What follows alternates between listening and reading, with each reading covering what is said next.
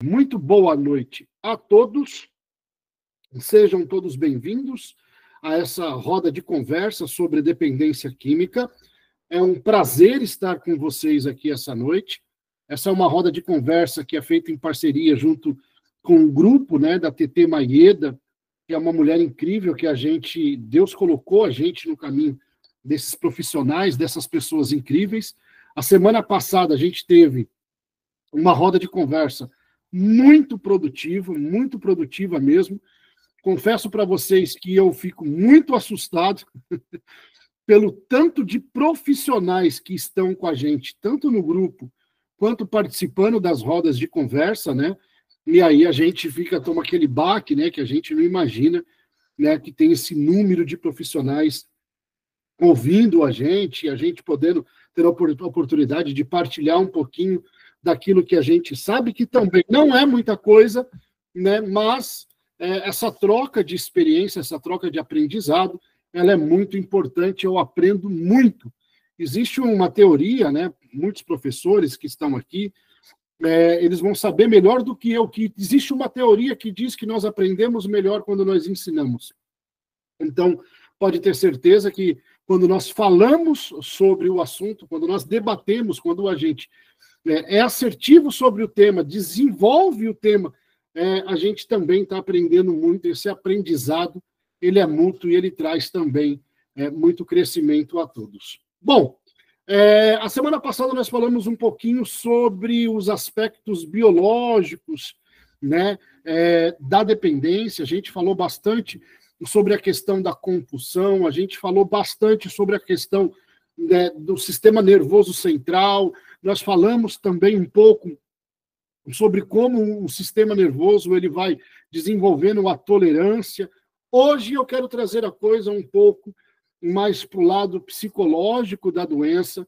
Hoje eu quero trazer um pouco sobre os cadernos de critérios diagnósticos que nós temos, o que ele trata, em especial do comportamento da dependência. Lá no cartaz que a gente publicou, a gente colocava da seguinte maneira, que como que se desenvolve o comportamento problemático da dependência química. Então, antes de eu entrar no tema, lembrando que é uma roda de conversa, você tem total liberdade para levantar a mão aí, interromper, falar, pontuar algumas coisas, tirar também dúvidas, trazer acréscimos. Isso é uma roda de conversa, não é para ser uma aula, é para a gente poder dialogar, mas eu quero abordar um pouquinho esse tema de como esse comportamento problemático ele vai se desenvolver. Dentro do CID-11, que nós já estamos na 11ª edição da Classificação Internacional de Doenças, da Organização Mundial da Saúde, ela vai trazer de um dos seus critérios um ponto muito importante do entendimento da dependência química, que é quando ele traz a seguinte expressão, que o indivíduo ele tem dificuldades em controlar o comportamento de consumir a substância em termos de início, término e níveis de consumo. Então, essas 3 características do uso que a gente já compreende como um comportamento problemático. Ou seja, o indivíduo ele perde a capacidade de controle sobre o não usar, então ele tem algumas falas interessantes que ele vai dizer, hoje eu não uso, hoje eu não vou fazer uso da substância, mas ele tem dificuldade em manter essa fala e ele acaba praticando o uso por uma série de fatores. Então, essa dificuldade de controle comportamental, ela já é por si só um diagnóstico da dependência química. O outro ponto que ele traz é o término, Ah, não, então eu vou tomar uma cerveja, eu vou fazer o uso da substância, mas eu vou tomar só uma por um tempo, que eu tenho compromisso amanhã. E aí também ele não tem controle sobre essa quantidade e o tempo gasto que ele tem para poder fazer o uso, para poder desenvolver esse uso. Ele acaba perdendo também o controle. E aí, como no terceiro ponto, ele traz a questão do término, de parar de usar. Então, é muito comum, por exemplo, em substâncias estimulantes, como a cocaína, como o crack, que o indivíduo faz uso, até, muitas das vezes, o álcool, o indivíduo começa e para daqui 2, 3 dias, a hora que o organismo não suporta mais, não aguenta mais, né? Então ele vai, perde tudo, gasta tudo, causa um monte de problema. É um comportamento muito problemático, isso é muito comum das substâncias estimulantes do sistema nervoso central. E aí nós vamos ter aquelas que vão encabeçar a dependência hoje, eu digo isso em nível crítico comportamental, que é a questão do crack, a questão da cocaína, e também as outras substâncias, ele tem essa dificuldade. E essa dificuldade, ela vem muito da questão do desenvolvimento da dependência, de como essa dependência ela se desenvolveu no indivíduo, como é que ela foi crescendo, como é que ela foi dentro do indivíduo, sendo metabolizada ou sendo crescida, como que ela foi sendo desenvolvida nesse indivíduo. Então, para a gente poder entender isso, a gente vai ter que passar o entendimento dos padrões de consumo, né? O que são os padrões de consumo? Aquelas fases que o indivíduo tem de uso de substância. Então, tem a experimentação, o indivíduo ele experimenta alguma substância ou uma substância, e aí, nessa experimentação, essa interação da substância com o organismo, ela vai dizer muito sobre o comportamento problema, porque algumas pessoas elas vão desenvolver apatia à substância, ela não vai querer retornar ao uso, porque não gostou do sabor, da textura, do efeito, seja lá o que for, e esse é um fator de proteção muito interessante. Porém, existem casos, e eu me lembro bem disso, eu vou falar daquilo que é mais perto, que é de mim, que no começo, quando eu comecei a fumar cigarro, por exemplo, que eu era muito novo, e aí tinha aquela coisa da pressão do grupo, de você mostrar para o grupo, o primeiro cigarro que eu fumei foi uma sensação horrível, né? Me deu... Minha cabeça estava cheia de fumaça, meu corpo rejeitou por completo, mas eu, por uma pressão de grupo, para mostrar que eu queria fazer parte daquele grupo, que eu podia suportar a substância, eu repetia, né? Eu obrigava o meu corpo a se submeter àquilo até que ele criou uma tolerância, e aí eu comecei a fazer o uso, né, então, do cigarro, e aí o uso só vai crescendo por causa da tolerância, ele vai se expandindo cada vez mais. Então, quando a gente fala de padrão de consumo, na experimentação, existem esses dois critérios.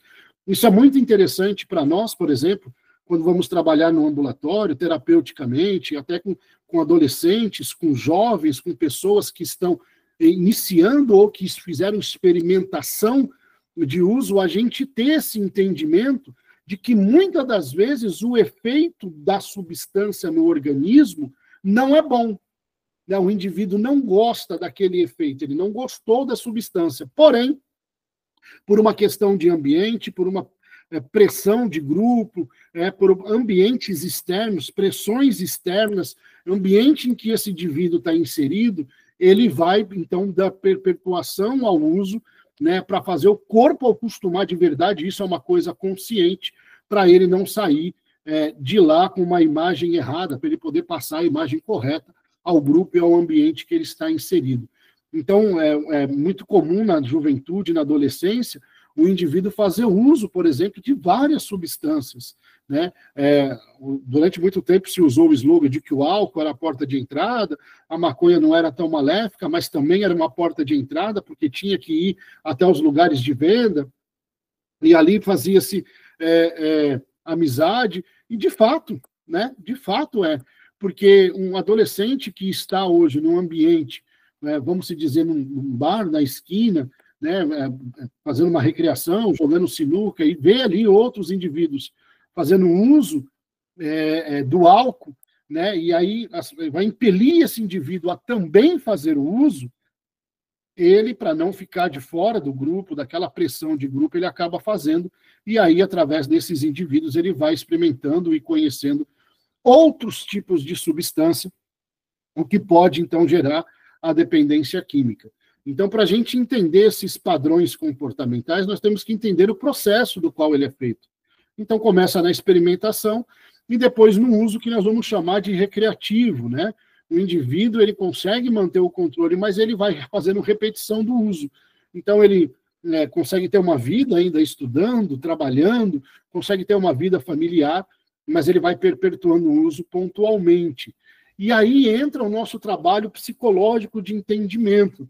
Por quê? Porque quem trabalha com psicologia, quem estuda a base comportamental, entende e sabe que tudo vai partir do reforço, né? O reforço positivo e o reforço negativo. Então, o que é o reforço positivo? É aquela sensação que a substância traz. Então, esse reforçador de comportamento, não, final de semana, o tão famoso sextou, né? Não, hoje sextou, hoje é dia da gente ir, é dia de se encontrar, é dia do happy hour, é dia de eu estar com o pessoal do bairro, trabalhei a semana inteira, né? E aí a pessoa, ela vai, então ela começa a criar esse mecanismo na sua própria mente, permissivo, né? Que nós vamos chamar de crenças permissivas, através desse reforço positivo. Então, ele vai para a substância para poder ter prazer, ele vai para a substância para poder fazer uma associação de grupo, ele vai para a substância para ter uma sensação de pertencimento, né? E ali, conforme ele vai repetindo esse uso, mais memória associativa ele vai criando. Né? Então, aquele final de semana nós fomos na festa, pô, que festa legal que estava. Aí o cara vai conhecer a menininha estava lá, conheceu o rapaz, né? E aí, nossa, como foi legal aquela noite. O que aconteceu aquela noite? A gente dançou bastante, o ambiente estava legal, a gente chapou, bebeu bastante, usamos um monte de substância, e aí criou uma memória associativa dentro desse reforço positivo. Por que é importante a gente saber isso? Porque mais tarde, quando a gente for trabalhar terapeuticamente esse indivíduo independente, a gente vai entender que esse reforço positivo inicial é a base dos gatilhos que leva esse indivíduo para o uso, né? Então, quando a gente vai trabalhar, por exemplo, o programa de prevenção de recaída, que a gente vai ensinar o indivíduo a lidar com situações desafiadoras para não cair, para ele não voltar à queda, a gente precisa entender quais são os gatilhos que disparam nele, né, para ele voltar a esse uso ou que ele tenha mais dificuldade para a gente fazer o treino de habilidade. E a identificação desses gatilhos está muito ligada a esse reforço positivo e negativo do começo do uso. Então, a gente entender quem é esse usuário, clinicamente falando, quando nós vamos fazer o nosso atendimento, a gente compreender como se desenvolveu, né, a dependência, a doença dele, qual foi o caminho traçado dentro dessa dependência, vai trazer para a gente ferramentas para sermos mais assertivos no tratamento. Né? Porque, apesar de muitos sintomas serem universal e desenvolverem tudo, parece que é meio padrão, a grande verdade é que cada dependência química ela é diferente uma da outra. Cada uma se desenvolveu diferente da outra, por motivos de crenças, por motivos de ambiente, de reforçadores, tanto positivos quanto negativos, por uma série de fatores de vivência e de vida, né, do indivíduo. Hoje ele é muito peculiar, ele é muito particular. Né? Em comunidade terapêutica, por exemplo, quem estava na primeira reunião que a gente fez, a gente falou bastante sobre comunidade, eu trabalho com comunidade tem bastante tempo, né? E aí, em comunidade, a gente faz esse trabalho investigativo, essa anamnese, de buscar no indivíduo essa memória associativa do desenvolvimento da dependência, para a gente poder trabalhar o programa de prevenção de recaída de uma maneira mais assertiva, porque senão a gente quer pegar o programa inteiro da comunidade e enfiar de goela abaixo no cara e a gente acaba não trabalhando a dificuldade dele. Então, essa questão do padrão de uso, de como ele se desenvolve no indivíduo, como o comportamento do indivíduo ele é desenvolvido junto com a substância, nós compreendermos e acharmos esse padrão, é a maneira que nós vamos poder ser mais eficazes no tratamento. Compreende? Eu queria trazer mais ou menos esse entendimento na parte da psicologia, como é que ele vai sendo desenvolvendo, porque quando nós pegarmos um paciente, por exemplo, no nosso consultório, na nossa clínica, eu vi que teve bastante pergunta semana passada sobre isso, qual é a terapia mais eficaz. A primeira coisa que nós vamos ter que investigar é essa questão dos gatilhos, entender quais são os gatilhos, o que está levando esse indivíduo a perpetuar o uso. É o reforço positivo que ele está buscando? É o reforço negativo? E aí, nesse reforço, nessa memória associativa, aí está lá as crenças do indivíduo, tá? A maneira operante, o comportamento que foi desenvolvido, a neuroplasticidade, como é que está funcionando o cognitivo do indivíduo, quais áreas foram criadas, né? A gente sabe que a questão biológica ela é muito forte na dependência, mas se nós não tratarmos o psicológico, o indivíduo dificilmente ele consegue sair dessa condição de compulsão. Então, eu costumo dizer muito assim, ó, como é que se trata a questão biológica? Em comunidade terapêutica, em clínica, é mais fácil. Tempo. A questão biológica da dependência química, ela vai ser tratada através do tempo em abstinência. Porque se o indivíduo ele passa um tempo, ele tem uma perturbação de tempo sem uso, o organismo dele, o sistema nervoso central dele, os neurônios, a questão da dopamina, da serotonina, a questão neural dele vai voltando ao normal, sem o uso da substância. Né? Ele vai passar por um período de abstinência, ele vai passar por momentos complicados, difíceis, mas é natural que com o tempo volte ao normal, porque ele não está mais induzindo quimicamente o cérebro dele. Então, o organismo ele vai voltando à sua naturalidade. Agora, a questão psicológica da coisa, ela não volta ao natural com o tempo. É preciso que haja intervenções. Né? E aí as intervenções elas precisam passar pela psicoeducação, por uma anamnese bem feita, de entender como é que esse indivíduo funciona, né, das dificuldades de habilidades que ele tem, do que foi perdido com o tempo de uso, quando a gente vai falar, por exemplo, de habilidades sociais. O que foi comprometido nesse indivíduo? Como que estão as habilidades dele? O indivíduo, quando chega e procura tratamento, cara, ele está completamente defasado.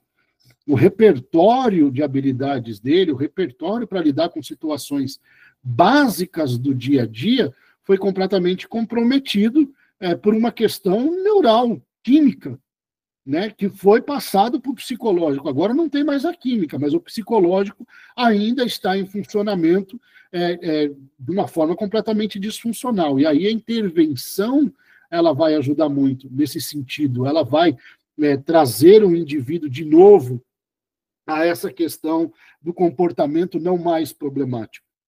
Então o camarada passou pela experimentação, depois ele vai para esse uso que a gente chama de uso social, né? Que ele vai usar a substância, mas sem perder o controle, mas dentro desse uso social acontece o uso abusivo, muitas das vezes, que é quando o indivíduo, esporadicamente, uma vez ou outra, ele abusa da substância, e aí pode ocorrer algumas complicações, tanto clínica, médica, um abuso de álcool, por exemplo, ainda que o indivíduo não seja dependente, ele pode discorrer do abuso de álcool, pegar o carro, sair para dirigir e causar um acidente. Né? E aí começa a potencializar os riscos do uso. Então, esse uso abusivo, ainda que não seja dependente, ele é um uso muito problemático.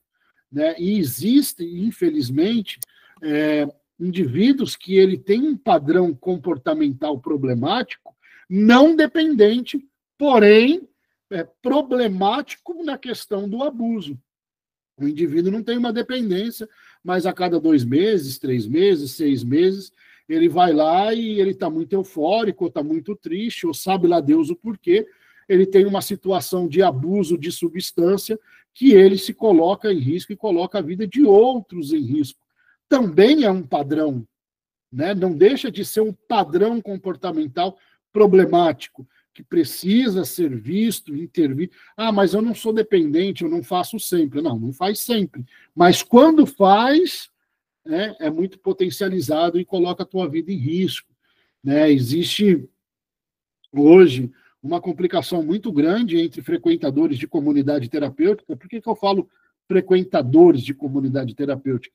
Porque eu vou fazer uma conta simples para você e não é para você desanimar.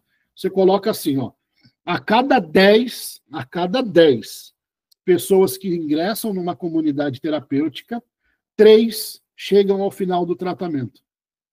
Dessas 3 que chegou ao final do tratamento, uma vai passar 1 ano sem usar.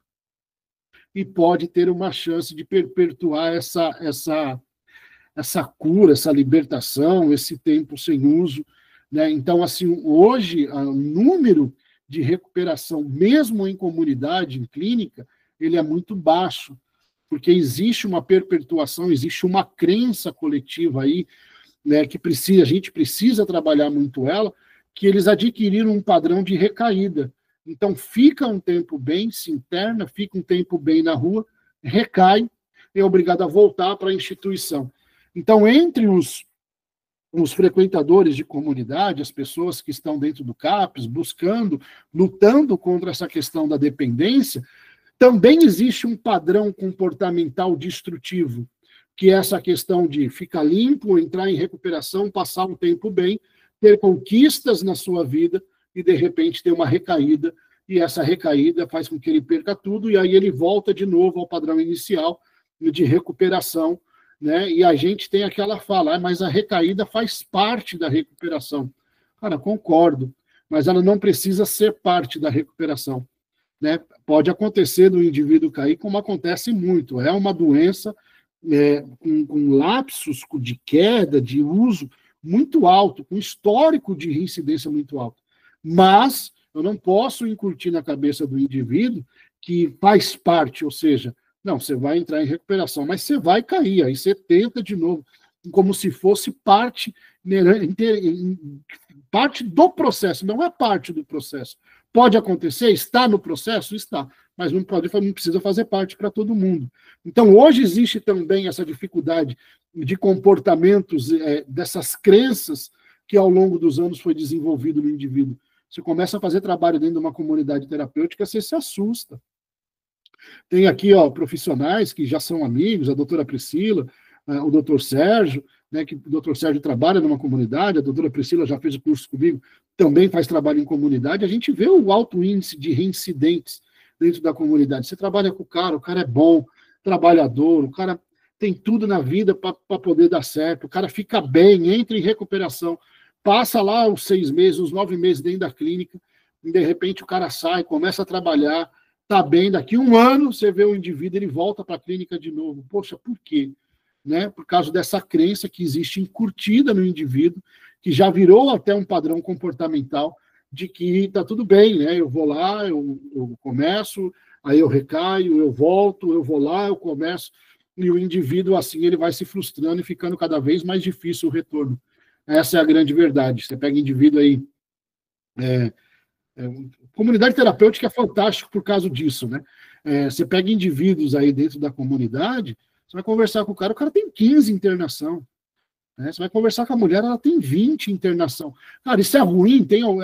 Não, é bom que ela tem 20, ela está lá, ela está lutando. Né? Mas aí a gente tem que analisar se não existe um padrão comportamental já inserido nesse indivíduo, que ele já o acostumou a isso, já é um padrão da vida dele. Entrar em recuperação, ficar bem, recair. Entrar em recuperação, ficar bem, recair. E ele não consegue criar nada. Então, eu falo muito isso daí para os acolhidos, sabe, em comunidade terapêutica, para a gente analisar o que está acontecendo.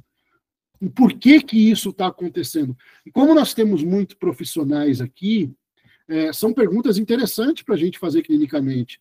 Quantas vezes você já tentou? Você já passou por internação? Você já passou por CAPS? Quantas internações você tem?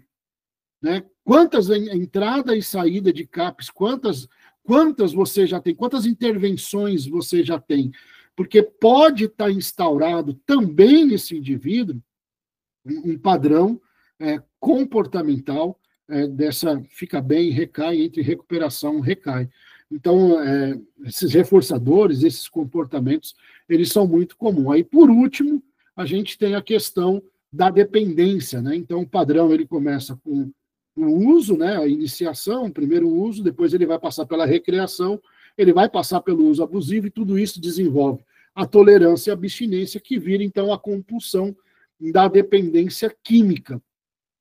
E aí os reforçadores, quando chega nessa parte, ele é muito interessante, porque ele não vai mais fazer o uso simplesmente pelo prazer, né? Quando chega na dependência, e eu falo isso por experiência, como ex-dependente, como dependente em recuperação há múltiplos anos, chega uma hora que o usuário, o adicto, ele não faz mais o uso porque dá prazer, ele faz o uso porque ele precisa tirar o desconforto que a falta da substância está fazendo. Então vira uma condição escravatória, por isso que é chamado de adicto, de escravo de algo. Por quê? Porque chega uma hora que o indivíduo ele começa a fazer o uso, não mais por um reforço positivo, para que a substância dê algo a ele. Ah, vai me dar alegria, vai me dar prazer, vai me dar euforia, vai me dar desinibição para mim falar em público, porque eu vou ficar mais relaxado.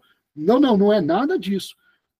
Quando entra a dependência, todo o reforço positivo ele é transformado em reforço negativo, porque daí ele entra em abstinência e a falta da substância vai trazer para esse indivíduo irritabilidade, vai trazer para esse indivíduo ansiedade, vai trazer para esse indivíduo pensamentos recorrentes de uso, né? Ele vai passar muito tempo se programando para usar, usando, e muito tempo para ser recuperado do uso abusivo que teve da substância.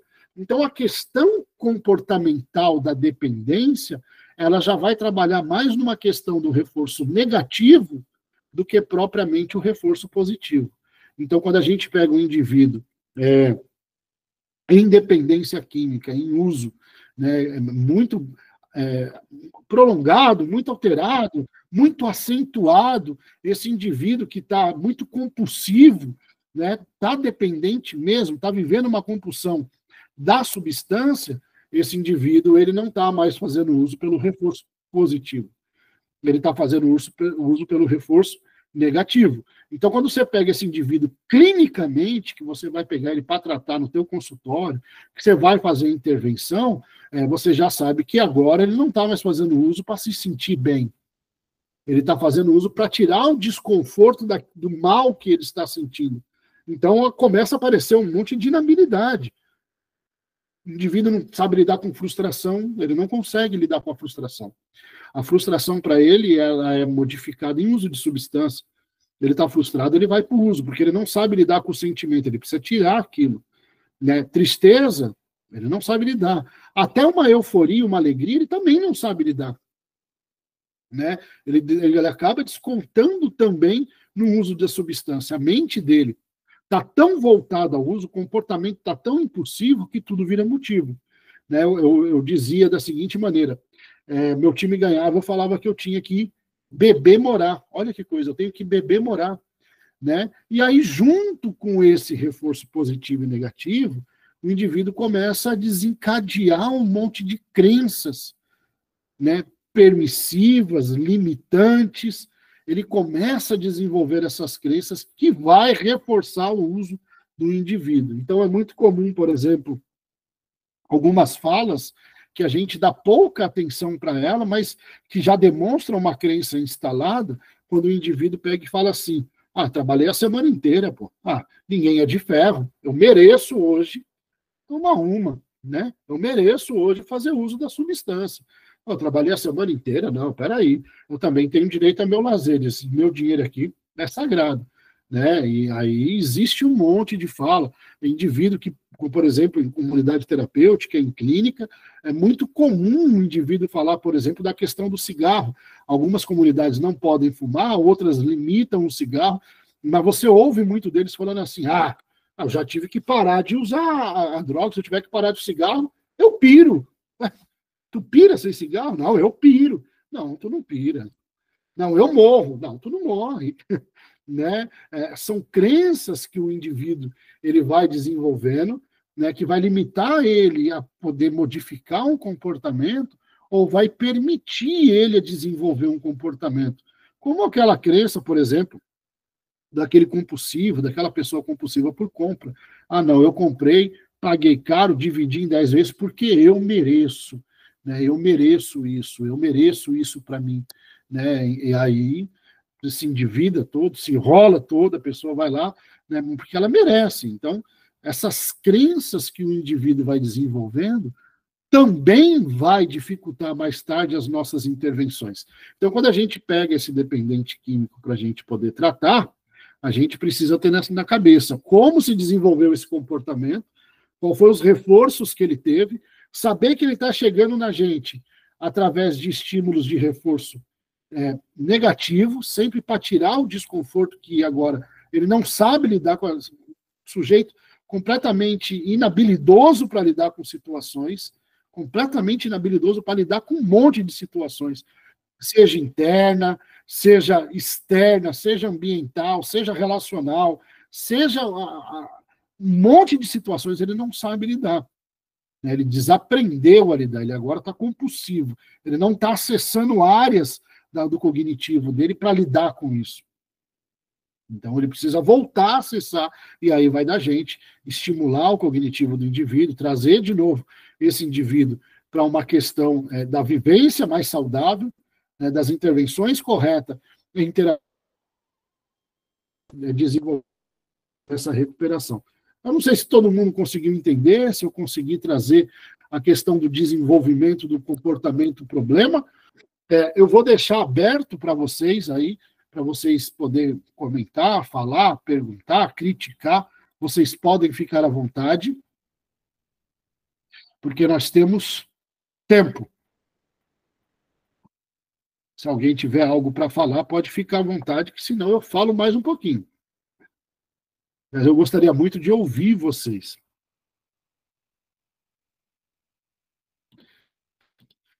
Alguém aqui desenvolve trabalho dentro de comunidade, além do psicoterapeuta Sérgio? Alguém já foi em clínica? Já tiveram essa experiência com usuários dentro de comunidade terapêutica, clínica? Me fala um pouquinho da experiência de vocês. Quem se sentir à vontade, é claro. Quem não quiser falar e quiser colocar no chat também, pode ficar à vontade, tá?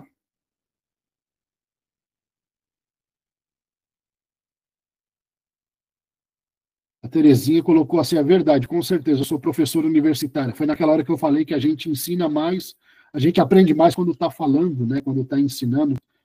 A doutora Priscila colocou aqui a dura realidade, né? É a questão do pessoal ficar recaindo, né? No chat. Também é uma dura realidade que a gente enfrenta, infelizmente, entre os indivíduos que entram em recuperação, essa reincidência deles, essa queda, ela é muito acentuada, né? Ninguém tem nada para falar. Doutora Terezinha, pode abrir o microfone, fica à vontade. Foi tu que falou, mulher? Você acredita que a terapia ela pode solucionar esse problema, né, problema da pessoa que consome, né, drogas, ou seja, ou vai ser uma luta constante, vai ser algo que pode ser que chegue um dia que essa pessoa consegue entender o mal, ou seja, aquilo que está acontecendo com ela, de fato, né, que nós não nos atentamos que tudo que nós fazemos reverbera na família, das pessoas que estão ao nosso lado. Mas, quando essa pessoa está no nível muito alto, né, de dependência, ela não consegue entender. Então, assim, eu queria saber se vai ser sempre uma constante a terapia ou vai chegar um dia que essa pessoa vai entender que ela não deve consumir, ou seja, que ela precisa entender que o que ela tem feito vai sempre estar provocando consequências ao redor dela. Doutora Terezinha, obrigado pela pergunta da senhora, fantástica, muito mesmo, abre um leque para a gente falar sobre diversos temas para quem está em recuperação, é fantástico. O que acontece? Então vamos lá, eu vou lhe passar 2 momentos da vida do indivíduo em recuperação. O primeiro momento é quando ele chega em recuperação, que ele está compulsivo, que ele está com a família destruída, defasada, com a vida nos diversos segmentos completamente destruída, completamente defasada, e aí ele vai precisar passar por esse tempo para curar o biológico dele, ou para tratar o biológico dele sem a substância, e com isso a intervenção psicológica para poder ajudar esse indivíduo a passar por isso. Então, nesse primeiro momento, a intervenção psicológica, por isso que eu falei quarta-feira passada, quais são as melhores terapias para a gente tratar a dependência? É aquela que trata o agora, né? Porque conforme o indivíduo vai perpetuando as sessões terapêuticas, a gente tem tempo de tratar outras coisas. Mas no primeiro momento, ele está chegando para a gente compulsivo, ele está chegando cheio de problema, ele está chegando cheio de inabilidade, ele está chegando com déficit de repertório, empobrecimento de repertório no que diz respeito à vida muito grande. Então, nós vamos tratar primeiro a questão do gatilho, nós vamos tratar primeiro a questão do reforço, o reforço positivo, entender como é que esse indivíduo está funcionando, para a gente fazer algumas intervenções para ele poder estabilizar. Pronto. Ele estabilizou, a gente conseguiu estabilizar esse indivíduo. Ele está bom? Não, ele não está bom. Ele está curado? Não, não está. A gente já sabe que aquilo que foi gravado na nossa memória, a gente não perde mais. Não perde. Está lá, está gravado. Né? E qualquer gatilho pode trazer aquela memória de volta. A gente já sabe disso. Né? Então, a dependência química ela também vai trabalhar nisso. E fora isso, quando o indivíduo entra em recuperação, vou falar de mim, que é o exemplo mais perto que eu tenho. Eu já estou há múltiplos anos em recuperação, né, e limpo, né, há mais de 12 anos, 13 anos, nessa minha jornada, né, que eu venho vivendo, graças a Deus, uma crescente. E aí, o que acontece, doutora Terezinha? Surge um outro problema, porque eu consegui estabilizar o meu emocional, consegui estabilizar o meu físico, consegui estabilizar o meu psicológico, só que agora eu estou vivendo um outro tipo de vida que eu vivia, com novos desafios. Né? Então, novas pessoas, novos desafios, novas interações, novos aprendizados, novos afazeres. E aí, conforme eu vou vivendo essa progressão em recuperação e o novo vai acontecendo, eu preciso também ter habilidade para lidar com o novo. Né? O que é muito comum?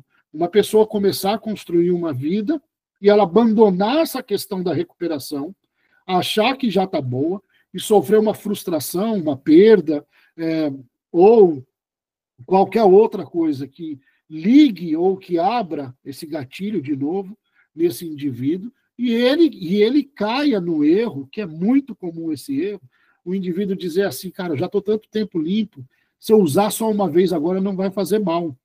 Agora eu consigo controlar. Muitas histórias você ouve assim, a gente ouve isso daí dentro de comunidade, muitas histórias do mesmo jeito. O indivíduo se recuperou, estava 5 anos, estava 10 anos, estava um tempão bem, e aí, de repente, ele recaiu. Por que ele recaiu?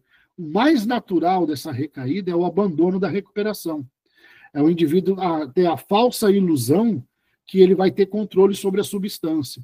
Nenhum adicto tem controle sobre a substância. Quando nós somos diagnosticados com dependência química, que nós nos tornamos adictos, já nos é passado, ensinado e direcionado. Nós temos uma doença incurável, progressiva e fatal. Ou seja, ela pode ser recidiva ou eu posso ter uma queda a qualquer momento. Entende? Então, o que a gente sugere? Tanto os programas anônimos, quanto a terapia da dependência química, quando a gente vai montar um programa para esse dependente, o que a gente sugere para o cara? Cara, não abandona a tua recuperação. Esteja atento aos sinais. Mesmo quando você achar que você atingiu uma estabilidade familiar, uma estabilidade financeira, você está vivendo algo novo que você ainda não teve, o que você reconquistou. E vão surgir novos desafios. Nesses novos desafios, eu vou ter que ter habilidades para lidar com ele. Se eu não tenho habilidades para lidar com ele, eu posso desencadear na minha mente os gatilhos antigos e, sem perceber, ter uma recaída comportamental e voltar ao uso. Entende? Então, não é que o indivíduo ele não vai conseguir levar uma vida, entre aspas, saudável e natural. Ele vai. Ele vai conseguir. O único problema é que ele não pode ou deixar de olhar para ele ter uma recaída de comportamentos, uma recaída de pensamentos, para ele voltar a uma condição da qual ele já saiu. Entende? Então, assim, recuperação sempre. Autoanálise sempre. Olhar para dentro de si, praticar o autoconhecimento, a meditação diária, né? Sempre analisar os pontos, analisar situações difíceis, de como eu estou lidando com essa situação, porque eu sei que eu sou extremamente compulsivo. E se eu não tratar algumas coisas dentro de mim, eu vou ter uma recaída comportamental que pode me levar novamente ao uso. Então, dentro desses múltiplos anos, a gente aprende, né? Não vai ser aquela coisa mais, depois de 10 anos, 20 anos, aquela coisa que nem no começo, aquele medo, né? Eu estar na reunião sempre, né? Não vai mais ser assim, mas também não pode ser de jeito nenhum. Eu tenho que manter a minha recuperação de algum jeito. Né? Eu não posso desfocar e esquecer o problema, achar que o problema não existe mais. E aí a terapia vai me ajudar nisso. Né? Porque novos problemas vão surgir, novos desafios vão surgir, eu mudei, né? E essa mudança me trouxe outras oportunidades, outros desafios, eu vou ter que me lidar com ele. Tá bom, doutora Terezinha? Não sei se eu consegui responder mais ou menos dentro daquilo que tu queria, mas eu ensino exatamente desse jeito para o povo. Por certo que sim. Inclusive, a nossa vida, ela não é algo estável, que ela sim tem, todos os dias haverá um problema novo, mas não quer dizer que, por causa desse problema, eu não vá ter condições de sobrepor esse problema que vai aparecer na minha vida. Entendi perfeitamente, entendi. Muito obrigada pelo esclarecimento. Para mim foi super legal, assim, maravilhoso ouvir você falar, porque é muito diferente nós ouvirmos um testemunho de uma pessoa que passa ou já passou, né, por essa experiência de quem ouvi falar que já, ou seja, dá o exemplo de outra pessoa. Então, para mim foi assim extremamente importante e é uma experiência que, ou seja, da forma como você falou, com certeza eu consegui absorver, né, depreender e vou trabalhar porque em prol disso sempre que eu puder, né? Porque na clínica, como você mesmo diz, vai aparecer casos desse, como você exemplificou, e aí que a gente vai saber como tomar, né? Ter diretrizes. Obrigada, muito obrigada Obrigado, viu, mesmo. doutora Terezinha? Obrigado a senhora pela interação aí, muito bom. Eu estou com a doutora Josefina também, Josefina Rangel, ficou institucionalizada. Fica à vontade, filha, pode abrir o microfone. Boa noite, eu sou Josi, eu sou uma adicta. Tudo bom, Josi? Eu estou trabalhando com dependência química há mais ou menos 2 anos, mas eu tenho alguns anos de tratamento, né? Eu tenho um processo de luto patológico que me levou ao uso de drogas de forma crônica. E agora eu estou enfrentando a possibilidade de um novo luto, né? A minha mãe está tendo alguns problemas de saúde e não quer tratar. E eu sou uma pessoa que estava institucionalizada. Durante meus 13 anos de tratamento, 8, mais ou menos, eu fiquei institucionalizada, eu só funcionava internada. E há 4 anos eu estou aprendendo a andar fora de clínica, sem precisar de internação. mas hoje eu me vejo sem saber se eu me interno preventivamente, né, ou se eu continuo aqui fora, porque aqui eu faço terapia, eu faço academia, eu tenho acompanhamento com psiquiatra, eu tenho uma rotina de estudos, eu estou fazendo cursos, faculdade, cursos em dependência química, né, me especializando na área de terapia, e eu vou entrar para fazer psicologia, mas eu não sei se eu continuo ou se eu vou encarar essa reserva, que mesmo trabalhando passos, eu não consegui superar ainda. Eu não sei se é a pessoa institucionalizada que está querendo aparecer agora, ou se eu não tenho mesmo forças para continuar. Legal, Josi. Obrigado, obrigado, viu? Pela interação. Parabéns pela recuperação, né? Desejo para você muita força. Só por hoje realmente funciona, né? É, o que que eu posso dizer para você nesse momento? É assim, ó, muitos indivíduos eles estão hoje não mais numa instituição, estão vivendo uma vida lá fora e estão na sua luta. E de repente a gente se apercebe que no meio dessa luta a gente quer voltar para uma instituição, de repente até de forma preventiva, porque a gente tem medo. Isso daí chega a ser até uma coisa natural. Eu já trabalhei com casos assim, e o que eu mais falo para indivíduos nessa questão é: o que você está fazendo aí fora que você vê que realmente está funcionando? Porque às vezes o que acontece? O que é muito comum?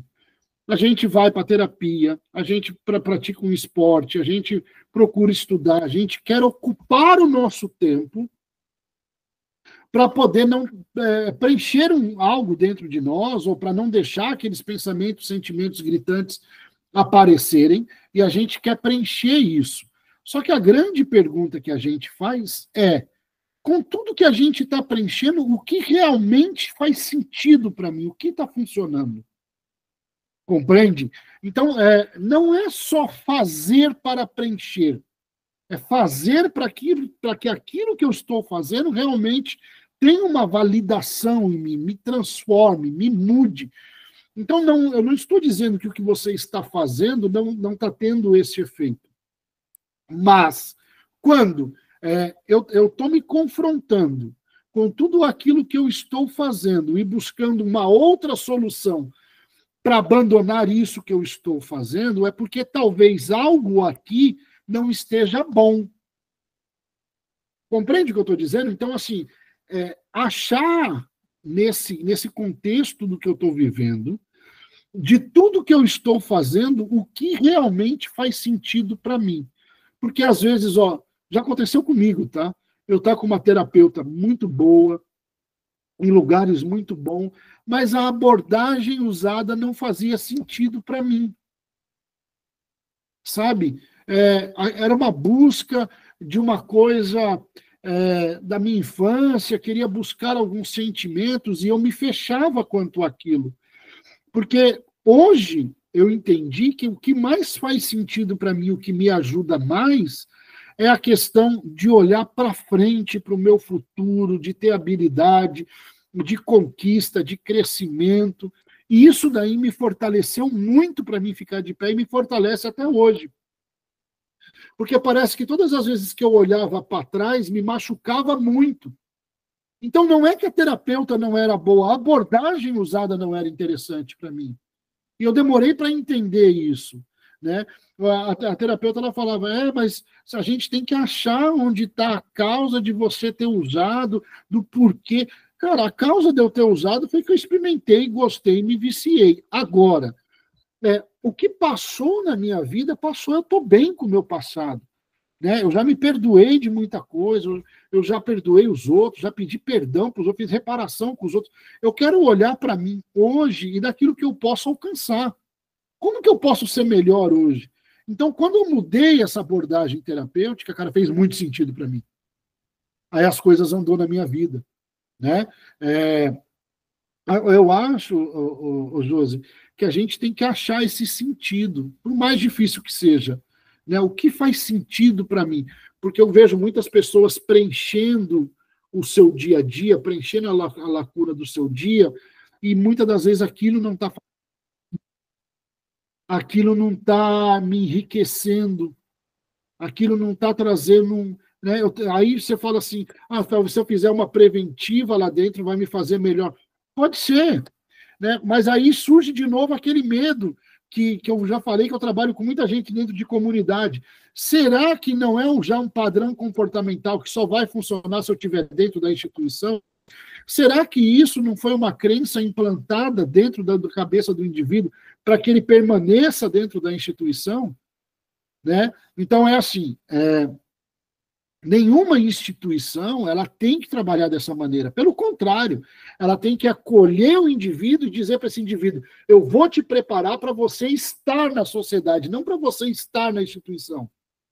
Eu vou te preparar para você ter uma vida, para você vir aqui na instituição para falar o que aconteceu na tua vida e de como você vai ajudar os outros. Então, esse é o preparatório da instituição original. Então, o Josi, para e pensa assim, ó, faz lá o inventário moral, né? A gente sabe do que a gente está falando, dentro dos 12 passos. Faz lá de novo o seu dia a dia. Né?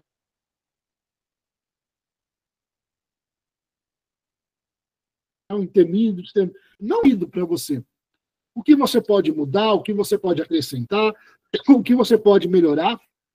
E aí a gente vai cair na oração da serenidade. Né? A gente precisa ter coragem para modificar aquilo que tem que ser modificado. Às vezes aquilo não está fazendo sentido para mim. Eu estou fazendo por pura rotina e obrigação. Cara, eu mudo. Né? Aí eu aceito aquilo que não dá para mudar no momento, mas vou continuar lutando para ter o momento certo para mudar. Né? Então, eu acho que, Josi, muito assim, trabalha essa questão do que está fazendo sentido para você hoje. Eu acho que voltar a uma instituição, cara, só se for aquela coisa para pedir ajuda antes do mal acontecer. Estou com pensamento muito, não estou conseguindo raciocinar direito, eu preciso de uma semana para repensar minha vida. Legal, legal. Mas se tu tem flecha para queimar aqui fora e repensar a metodologia do dia, eu acho mais interessante. Tá bom, Josi? Consegui te responder? Obrigada, consegui. Te ajudei? A questão é justamente o passado, que eu não preciso mais fazer isso. Então. Eu não sei se você já teve a oportunidade de trabalhar uma coisa chamada triângulo da autoobsessão, já? Eu fiz com minha madrinha há algum tempo atrás, mas tem muito tempo. Se tu puder, refaça ele, né? O triângulo da obsessão é esse daí. A gente olha para trás para o luto, a gente olha para o passado, fica com raiva, fica com medo, revive tudo aquilo, aquele ressentimento. Aí no nosso presente a gente tem um monte de sentimento bagunçado e nos dá um medo do futuro, né? Do que vai acontecer, e talvez por esse medo do futuro é que a gente quer se isolar, se reservar. Talvez, eu não sei se você tem a tua madrinha, se você tem a tua terapeuta, você levar essa literatura para ela, trabalhar com ela essa literatura do triângulo da autoobsessão, é muito interessante, principalmente para trabalhar o luto. Tá? Principalmente para trabalhar o luto. E que Deus dê força, né? Se tiver que passar por outro luto, que a gente passe de cabeça erguida, com firmeza no coração. Se não, bola para frente, a gente vai indo e a gente vai se adequando àquilo que a vida vai nos oferecendo. Legal, Josi? Legal, obrigada. De nada. Quem mais, gente? Mais alguém aí para colaborar? Para poder trazer uma palavra para a gente? Então tá, eu tenho 4 minutos antes de encerrar. Eu quero usar esses 4 minutos para falar um pouquinho sobre a terapia racional emotiva comportamental, para tratar, por exemplo, comportamento compulsivo na substância.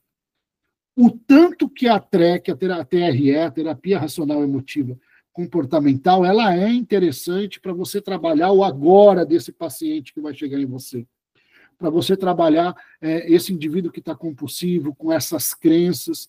Por quê? Porque a terapia racional emotiva, comportamental, ela vai partir do pressuposto que não é o acontecido, ou seja, não é a situação que vai gerar o meu comportamento. Então, vai cair muito na questão do reforço, vai cair muito na questão do comportamento adicto, comportamento compulsivo do dependente.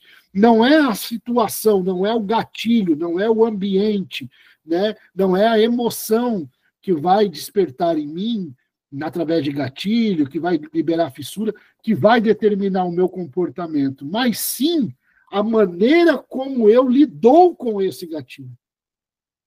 Então, a terapia racional emotiva comportamental, ela vai ajudar muito a trabalhar nesse indivíduo, de como ele chega com a situação aconteceu a situação, como no caso da Josi, aconteceu um luto, e agora, para lidar com esse luto? A pessoa vai ter que arrancar força da onde não tem, lidar com a situação. Na terapia racional emotiva, a gente vai aprender que não é a situação em si que vai causar o meu comportamento, mas sim a interação que eu tenho com a situação, as crenças que eu tenho e a habilidade que eu tenho para lidar com essa situação é que vai ditar o meu comportamento. E aí, na terapia racional emotiva, entra, como na TCC, como em outras terapias comportamentais, a questão de trabalhar habilidades, a questão de o camarada ser assertivo, a questão, por exemplo, da atenção plena, que ele dá naquilo, de focar, da aceitação do que está acontecendo. Terapia de aceitação e compromisso também é muito interessante da gente trabalhar. Então, esse treinamento de habilidade que a TREC traz, que a terapia racional emotiva traz, para o dependente químico que está entrando em recuperação, ela é muito importante da gente desenvolver no ambulatório, da gente desenvolver na comunidade, na clínica, com o paciente, com o acolhido, porque ela vai trazer para o indivíduo um aprendizado que não é a situação que vai ditar o comportamento dele.